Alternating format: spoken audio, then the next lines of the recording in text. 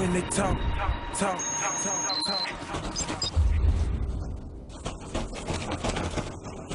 Greetings and salutations. In the world of Pentagon spending, what does $43 million get you? A new missile? A better retirement program for veterans? How about a natural gas station in Afghanistan?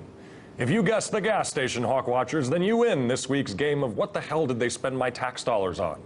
Yes, according to a new report by the Special Inspector General for Afghan Reconstruction, back in 2011, our frugal friends in the Defense Department spent 43 million taxpayer dollars on a natural gas filling station in Shibargan, Afghanistan, under the guise of demonstrating the commercial viability of using compressed natural gas for Afghan cars.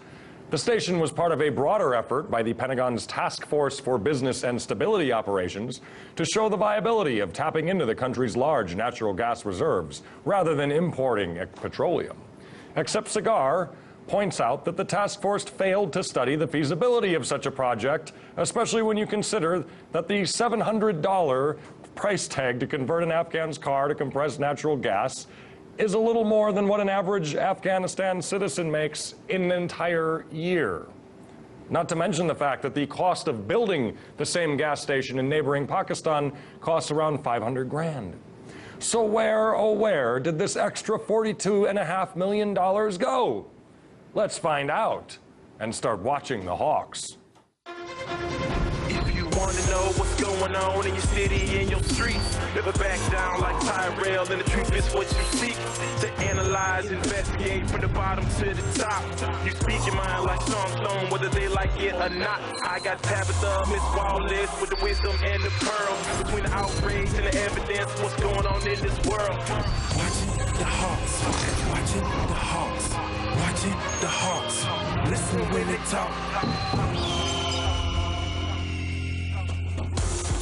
Welcome everybody to Watching the Hawks. I am Tyrell Ventura. I am Tabitha Wallace. And I'm Sean Stone. Ooh, wow, man, let's get right into this. Sean, can you break us down where this $42 million was spent? The extra $42.5 million. The extra $42.5 million. Well, I don't think anyone at this point can quite figure that one out because, according to Cigar, the Task Force for Stability and Business Operations, the TFBSO you mentioned in the beginning, awarded a $3 million contract to Central Asian Engineering, which is a private construction company, to build a station on land belonging to the Afghan Ministry of Mines and Petroleum. So they ended up spending $12 million in construction costs in this small little gas station in the middle of nowhere, and $30 million in overhead between 2011 and 2014, at which point they finished it, turned it over to this other company called Kashgari Oil and Gas Services, which doesn't seem to have a business license in Afghanistan currently. So if we figure out who actually owns Kashgari or this Central Asian construction company, you might be just getting hot in the trail of where this money ended up going, which frankly looks very suspicious to me, and it's a great way of financing private armies or facilitating all kinds of drugs and guns operations. I mean, who knows? Well, anybody who watched Breaking Bad knows, you know, gas stations and car washes are a great way to launder money. You can imagine in the middle of Afghanistan or in the middle of Pakistan, it'd be pretty easy to sort of launder a little money.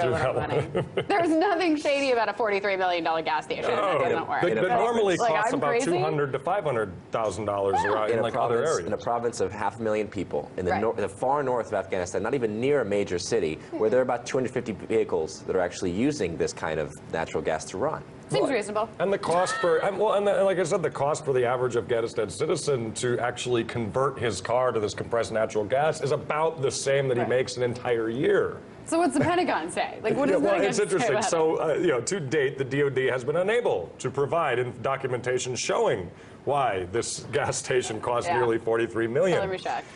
When Cigar asked to account for this spending, Principal Deputy Undersecretary of Defense, you got those long names there, for Defense Policy, Brian P. McCain, told Cigar that the closure of the TFBSO in March 2015 and departure of all of its employees have resulted in the Office of the Secretary of Defense no longer possessing the personal expertise to address these questions or to assess properly the TFBSO information and documentation. So the TFBSO is no longer in the Pentagon, so no one can tell them anything about this program, apparently. Right. So we don't know where the money went. No one knows where the paperwork is. I'm not in charge of that. That was the old guy. No, but really? Yes, that's the best they got. Okay, you know what? If I was overseeing a campaign for any of the presidents, I would absolutely tell them, you know what, go out and tell them stop talking about auditing the Fed, audit the Pentagon.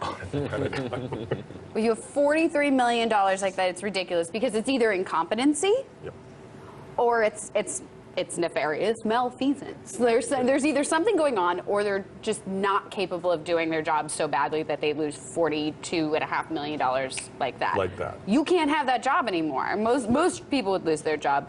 John F. Sopko, the Special Inspector General for Afghanistan Reconstruction, had said on the lack of transparency in this report, said, frankly, I find it both shocking and incredible that DOD asserts that it no longer has any knowledge about TFBSO, an $800 million program that reported directly to the Office of the Secretary of Defense and only shut down a little over 6 months ago. Wow. Shady. Yeah. In a country that where Americans have already spent $718 billion, almost $1 trillion, have been spent in Afghanistan to rebuild it, presumably, and that's more than we spent in Europe after the Second World War. And you don't really see any building that's been going on in Afghanistan. Well, what's interesting too is the TFBSO, this Pentagon thing, was originally chartered to work in the reconstruction of Iraq, and then was moved over to Afghanistan, I think, back in like 2009, and they had a budget of somewhere between $700 to $800 million to work with in the rebuilding, of these countries. And clearly, you see that the money gets spent. And it gets spent in $43 million gas station projects that can't really be used by the people there. Right. And on top of it, it doesn't sound like any of the construction companies used were American construction companies. So once again, not only are you taking American taxpayer dollars and putting them overseas to do God only knows what with, to build something, you're not even bothering to give those jobs to Americans. It's amazing. I don't understand. I thought the people in charge of this are supposed to be these conservative Republicans with these. I'm confused by their agenda. It's a little odd, isn't it? I think everybody's a little odd at the end of the day. Oof. Ooh. Oh well. The expanding chasm between the rich and the poor has made its presence known in the automotive and real estate markets, but it may actually be more visible in the candy aisle in the years to come. The Hershey company recently reported its profit outlook isn't as sweet as some would think, having dropped 31% in the last quarter. And part of that is due to what they are calling consumer bifurcation. See, what that is the middle class isn't spending as much on impulse buys, but the upper class would rather spend more on high-end products, leaving brands like Hershey without a date to the dance. What does this have to do with chocolate? Well, it means that companies like Hershey, a century-old staple of the middle class, who has relied on their base consumers, who now can't afford their products and are seeking out cheaper alternatives. And instead of making their tried and true products more reasonably priced, crazy idea, they've decided to focus on turning themselves into a higher end brand to attract the one percenters. So, will old school brands like Hershey be able to reinvent themselves into the nouveau riche of confectioners, or will their abandonment of their blue-collar consumers leave a sour taste in everyone's mouth? Wow, it's interesting when you really look at the destruction of the middle class and how it's playing out in these brands. I mean, you look at Hershey, which, we all know Hershey. We grew up with Hershey, and now it's like, oh, we're going to appeal to these higher-end brands and things like that. That's really incredible. And it was a treat. I mean, even growing up blue-collar, it's not as if we couldn't afford a chocolate bar. We didn't get it every day, and it was a treat, but it was an affordable treat. On Sundays, you could get your kids chocolate bars, and now it's gotten to be where it's like $3.99 for a chocolate bar. That used to be $1, except nobody's making any more money. Right.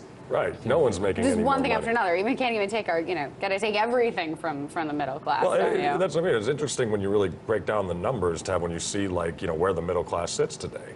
Mm-hmm.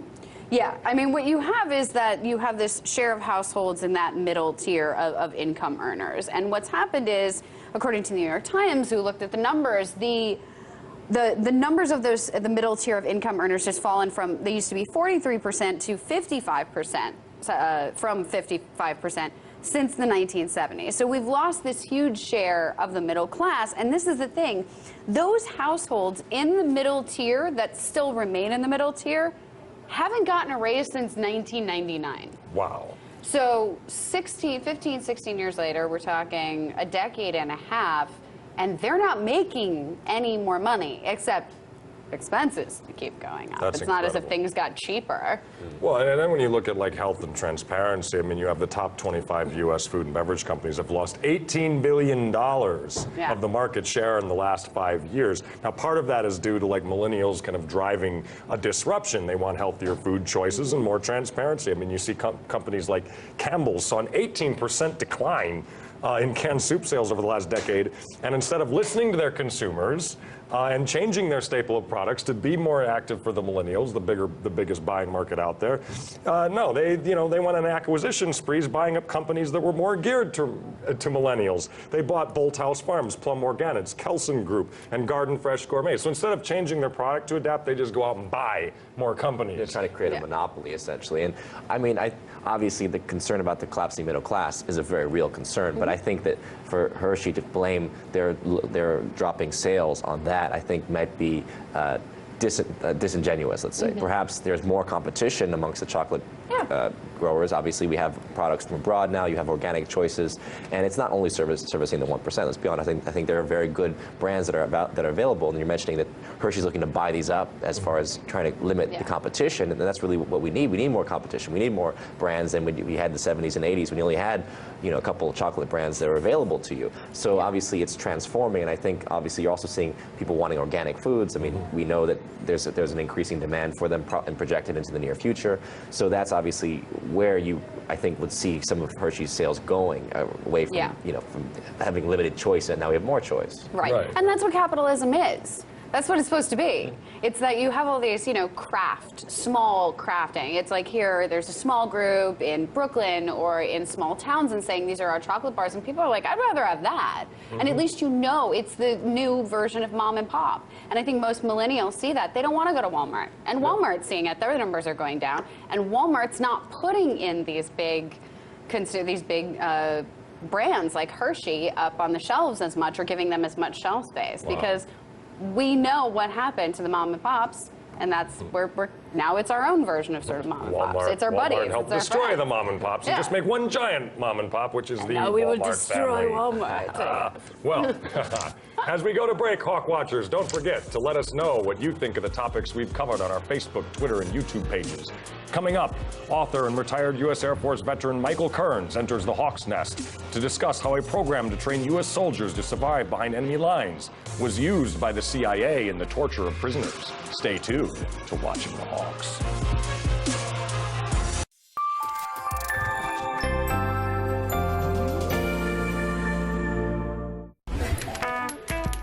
The government thought their proposal for a merger was going to be a boom, but alas, it turned out to be a bust. We're in exactly the same crisis, only the situation is more dire now than it has ever been. The question then becomes, what happens when you have an economic downturn? China has pledged to contribute a total of $41 billion to the bank. Beijing has to keep it going.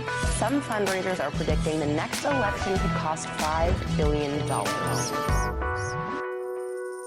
Western Russia bashing is not new, though it has never been so counterproductive.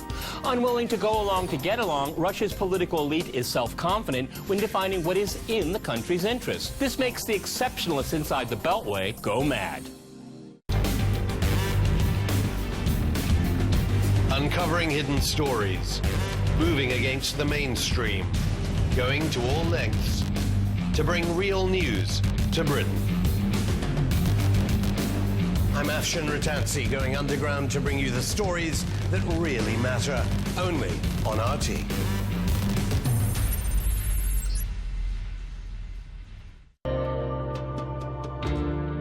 Ironclad Miginga is roughly half the size of a football pitch. Yet it's home to over 1,000 people, making it the most densely populated island on the planet. Rising out of the waters of Africa's Lake Victoria, Miginga is one of a cluster of 3 islands. And for me, it was a mystery why the people of Miginga were willing to put up with such squalid conditions when there are 2 bigger, completely uninhabited islands just a stone's throw away. And I wanted to get to the bottom of it.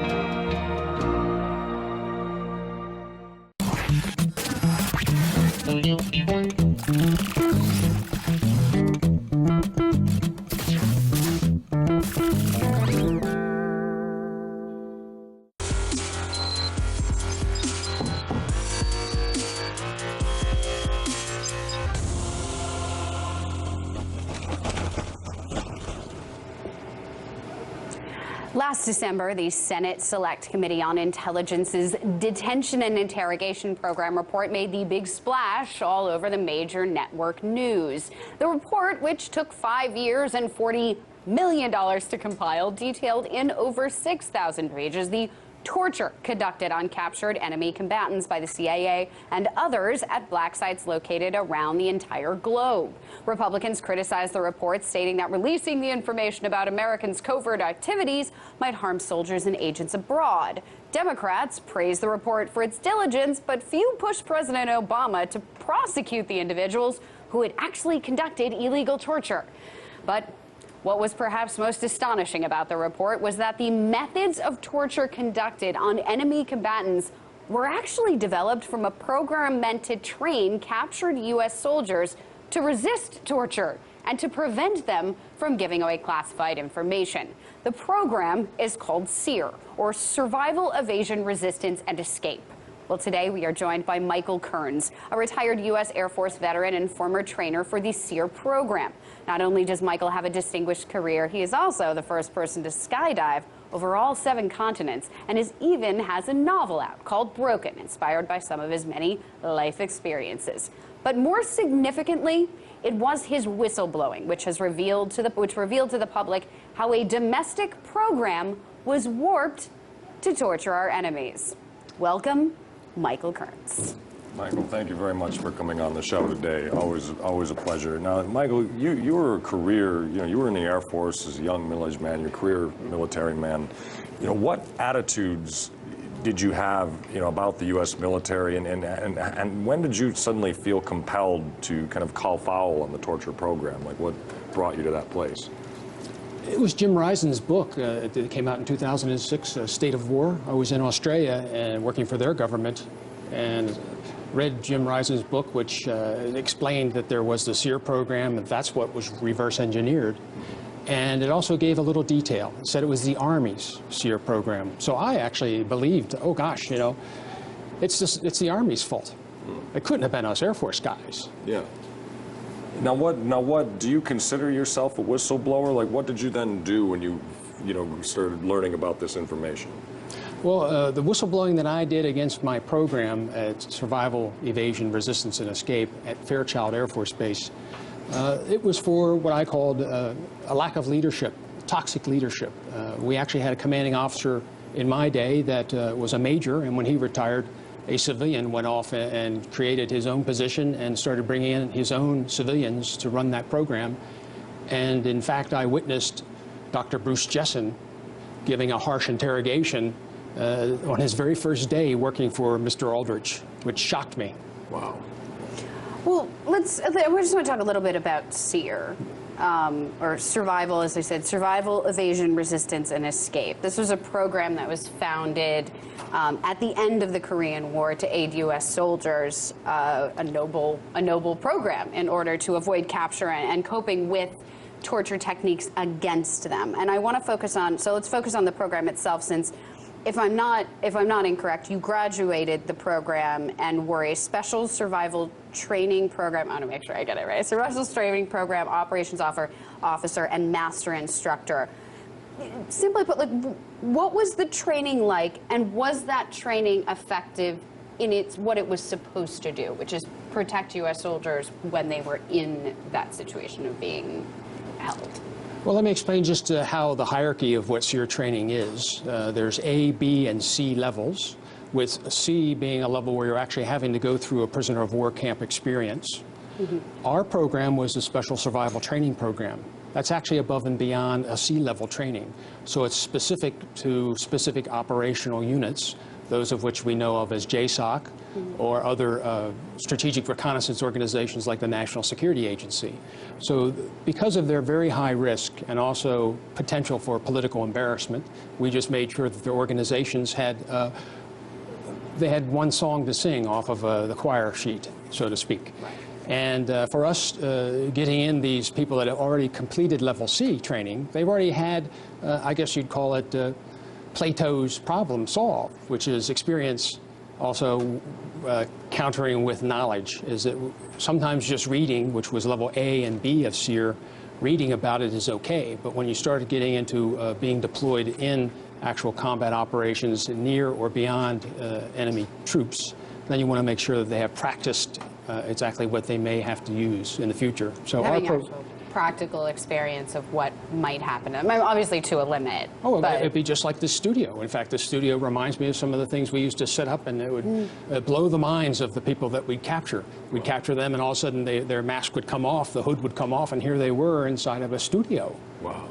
And we wanted no idea. Yeah. And we'd also, of course, have some kind of foreign national government run the studio. Wow, that's fascinating. That's fascinating. So the idea was that you took, not you went through the SEER program and you obviously were training within it, but what was taken from the SEER program was the ability to torture as opposed to resisting torture. It was turned on its head, right?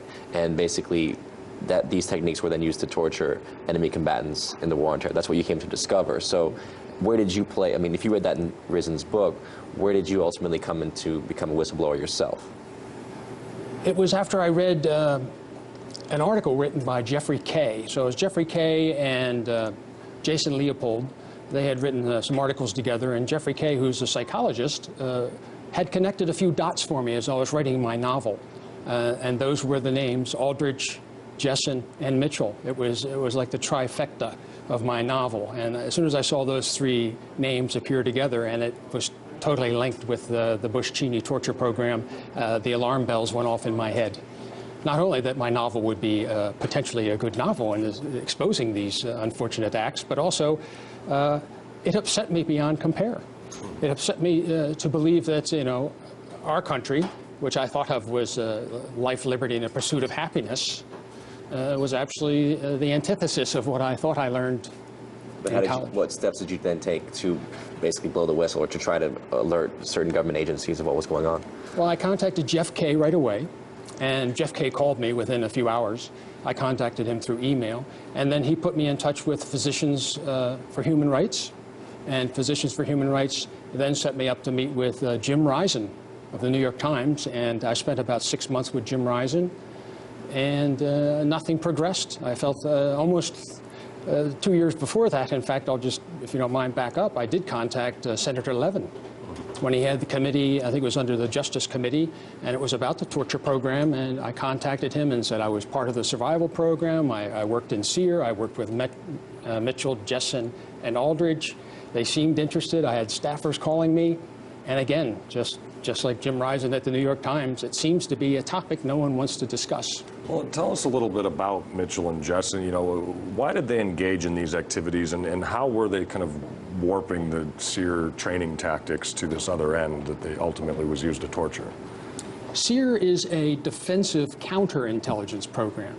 So we give it to our own troops for them to protect themselves in case they were held by an enemy combatant that was trying to get information and either embarrass the U.S. government or actually to compromise their mission.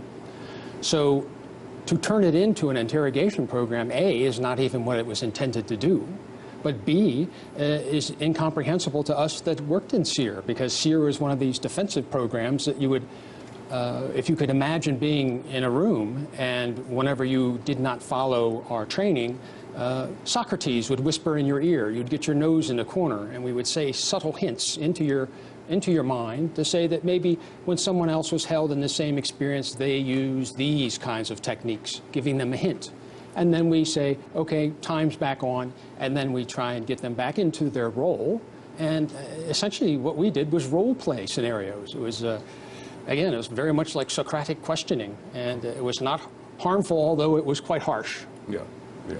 It's so strange the more we hear about these things and the more we learn about these kind of programs, is that it's almost closer to it's so close to fiction that it's really unsettling. Almost as it's like we don't want it to be so close to television shows like Alias when we see things, and now we're learning it's even worse than what we had. And that brings me to your new book, which is which we talked about a little bit, is Broken, which you co-authored with Ronald B. Solomon.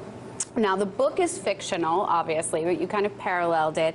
How close does the book come to representing your career and your thoughts, at least philosophically, as a military man looking back on it now?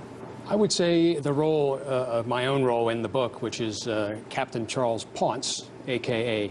Chauncey, I'm sorry, that he actually is probably the closest thing written about my life and my background that I could comprehend. I mean, Ron Solomon and I, we spent about 3 years putting this together, and he really got into my mind. I took him out to see other people that had been through the SEER program, the Navy SEALs, buddies of mine on the West Coast, and those are some of the other characters that are in the book, and it's true to who we are, but not true to the actual exact replication of the SEER torture program, because I had no business doing that. I didn't do the torture program, the SEER program, which unfortunately many people think I did because I'm associated with it. Right, I can imagine. But it does, the book sounds like it provides a really great insight, though, into your life, your career, and what you dealt with. And we'll give kind of a nice counterbalance to, you know, what we learned about what was used from SEER and put into the torture program. Michael Kearns, thank you so much for coming on today and talking with us and providing this information to us. Always a pleasure. Well, thank you all for watching the Hawks. We will continue. And hopefully the movie Broken will come out soon. Let's keep our fingers crossed. Let's keep our fingers we crossed. will. Thank you so much. Thank you. Your mother probably told you never stare directly into the sun, but the folks at NASA decided to ignore that advice, and boy are we glad they did. Utilizing the Solar Dynamics Observatory of NASA, launched in 2010, which snaps a photo every 12 seconds at 8 times the resolution of HD video, they took a long, hard look at the sun on 10 different wavelengths in order to highlight the various heat signatures in solar material. What they came back with is nothing short of extraordinary. These 4K quality images, which are in ultra high definition, show Earth's life-giving nuclear fire in some of the most meticulous detail we've ever seen. It took 10 media scientists working for 10 hours just to develop a single minute of this video. And by assigning a different color to each wavelength, we can see the differences in temperature within our beautiful star. Enjoy the video, folks, but seriously, don't ever look directly into the sun. Leave that to the folks at NASA. Most definitely, and that is our show for you today. And remember, everyone, in this world, we are not told we are loved enough, so I tell you all, I love you. I am Tyrell Ventura. I am Tabitha Wallace. And I'm Sean Stone. Keep on watching the Hawks, and have a great night, everybody.